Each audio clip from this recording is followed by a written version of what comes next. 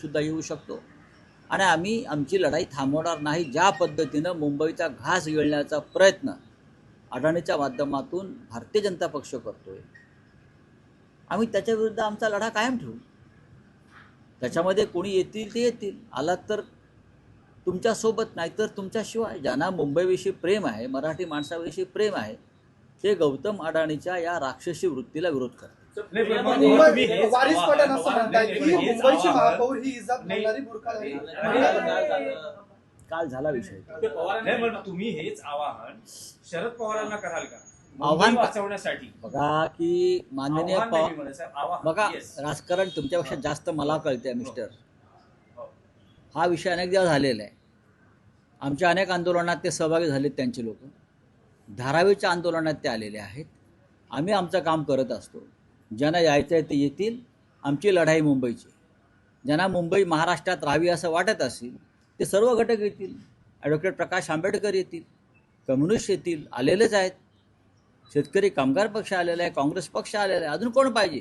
भारतीय जनता पक्ष अडाणींचा आणि व्यापाऱ्यांचा मिंधा पक्ष आहे. ते येणार नाहीत. त्यांचं राजकारण थैलीचं राजकारण आहे.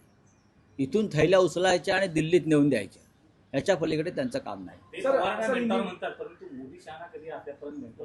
मग त्याचा आपल्याला आनंद पाहिजे की आपला एक मराठा स्ट्रॉंग मॅन गौतम अडाणीचा मेंटॉर आहे, याचा आनंद वाटला पाहिजे आपल्याला. हां, ते गौतम अडाणींना मोदींना मेंटॉर म्हणत नाहीत, पवार साहेबांना मानतायत. मतभेदा पलीकडे जाऊन याकडे तुम्ही पाहायला पाहिजे की पहा, शिवसेनेला आनंद आहे. आमचा आनंदाचा प्रश्न नाही.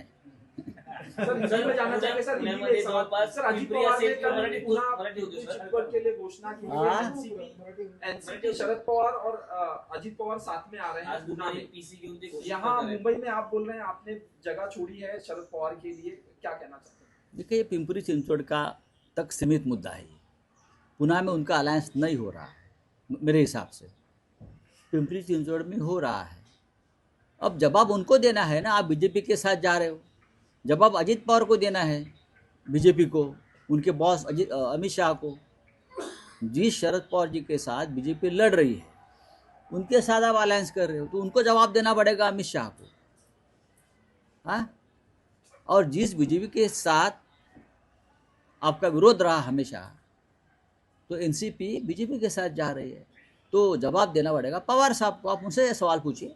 सर, कल आपने कहा 3 बजे तक उद्धव ठाकरे यूनिफॉर्म बांटने की दे रहे थे लोगों को.